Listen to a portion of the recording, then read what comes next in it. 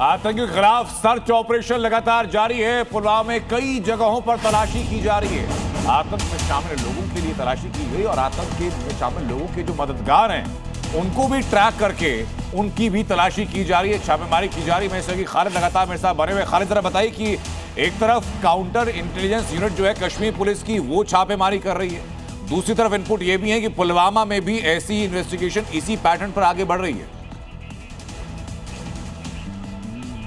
बिल्कुल, मैं आपको बता दूं, अगर ये कहा जाए कि कुपवारा से लेकर लखनपुर जम्मू तक पूरा जम्मू कश्मीर छाना जा रहा है तो गलत नहीं होगा, क्योंकि जिस तरह से एक छोटे से सुराग पर जम्मू कश्मीर पुलिस की श्रीनगर डिस्ट्रिक्ट ने एक इतना बड़ा इंटरनेशनल टेरर मॉड्यूल का भांडाफोड़ किया है, उससे ये साफ जाहिर है कि एक छोटी सी इन्वेस्टिगेशन आपको एक बड़े खुलासे तक पहुंचा सकती है। तो इसीलिए कश्मीर के चप्पे चप्पे में तलाशी अभियान चलाया जा रहा है और काउंटर इंटेलिजेंस कश्मीर, CID, साथ में SIA, ये तीनों investigating agency Jammu Kashmir police के साथ मिलकर छापामारी कर रही है, चाहे वो ओवरग्राउंड वर्कर्स हो, चाहे फिर वो आतंकियों के समर्थक हो, चाहे वो फाइनेंशियल मदद देने वाले हों।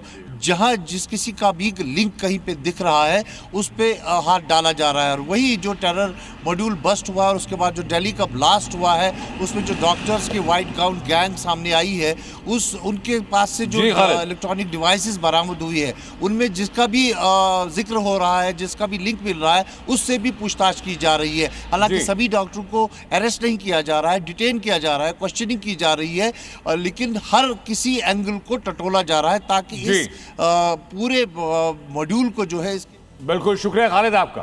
लेकिन दिल्ली में लाल किले धमाके की जांच अब तुर्की, पाकिस्तान और बांग्लादेश के त्रिकोण में उलझ चुकी है। NIA यानी नेशनल इन्वेस्टिगेशन एजेंसी अब दिल्ली, हरियाणा, जम्मू कश्मीर और पुलिस के साथ इस मिलकर के इस गुत्थी को सुलझाने की कोशिश में है, क्योंकि अब तक की जांच में दिल्ली धमाकों के तार इन तीनों मुल्कों में मौजूद जैश-ए-मोहम्मद के हैंडलर्स से जुड़े हुए नजर आ रहे हैं।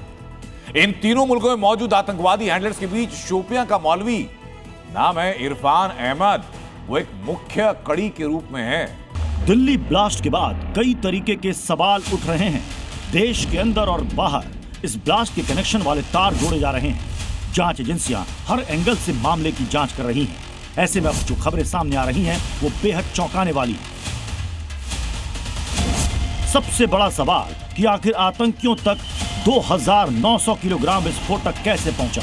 खबर यह भी है कि अब भी बचा हुआ अमोनियम नाइट्रेट कहां है। व्हाइट कॉलर आतंकियों के हैंडलर का तुर्की कनेक्शन क्या है और पाकिस्तान में किस तरह से महिला आतंकियों की नई जमात खड़ी कर दी गई है। एक इंटेलिजेंस रिपोर्ट के मुताबिक आइफा बीबी जो है वो जो उमर फारूक की विधवा थी और उमर फारूक का नाम NIA ने तब 2019 में पुलवामा ब्लास्ट में यहाँ पर लिया था कि वो मास्टरमाइंड है। हालांकि फिर एक एनकाउंटर में नथुसा पुलवामा इलाके में ही उसको जो है मार गिराया गया था। लेकिन उसके बाद आफीफा बीबी की अब लेटेस्ट इसी महीने में जो इंटेलिजेंस रिपोर्ट मिली है कि वो रिलोकेट हुई है, भावलपुर में है और अब उसने जो वुमेन ब्रिगेड है जैश-ए-मोहम्मद का, जिसका खुलासा मसूद अजहर ने भी किया था, उसको ज्वाइन किया है और उसकी ज्वाइनिंग इसी महीने अक्टूबर में, जो पिछले महीने अक्टूबर में ही सामने आई है। जो भारतीय सुरक्षा एजेंसियों को मिली जानकारी के मुताबिक हालिया खुफिया रिपोर्टों ने दिल्ली विस्फोट का कनेक्शन जैश-ए-मोहम्मद आतंकवादी संगठन से जोड़ा है। राष्ट्रीय जांच एजेंसी यानी NIA ने गैर कानूनी गतिविधि अधिनियम के तहत इस मामले को अपने हाथ में ले लिया है। इस खुफिया रिपोर्ट में यह भी संदेह है कि अजहर मसूद की लेडी कमांडर नंबर 2 अफीरा बीवी, जो भारत में आतंकी डॉक्टर शाहिदा से संपर्क में थी। अफीरा जैश-ए-मोहम्मद के एक शीर्ष कमांडर उमर फारूक की विधवा है, जिसके बारे में NIA की पुलवामा विस्फोट की जांच से पता चलता है कि वो 2019 के पुलवामा आत्मघाती हमले के पीछे मुख्य दिमागों में से एक थी और अब जैश के कोर कमांडर में लेडी ब्रिगेड में शामिल थी। इनके ताल्लुकात, जो उमर शाहिद है उसका तुर्की के साथ कनेक्शन आना, तुर्की में वहां पर बैठे आकाओं से बातचीत करना, वहां के लोगों से संपर्क होना, इसलिए इस कनेक्शन को भी अब खंगाला जा रहा है। जांच एजेंसियां हर बारीक चीज पर नजर रख रही है। वही ब्लास्ट मामले में तुर्की कनेक्शन भी हैरान करने वाला है। आशंका है कि तुर्की में ही इसका ब्रेन वॉश किया गया था। जांच एजेंसियों के सामने आया है कि गिरफ्तार आतंकी और उमर जिस हैंडलर से संपर्क में थे, उस हैंडलर का नाम उकासा था।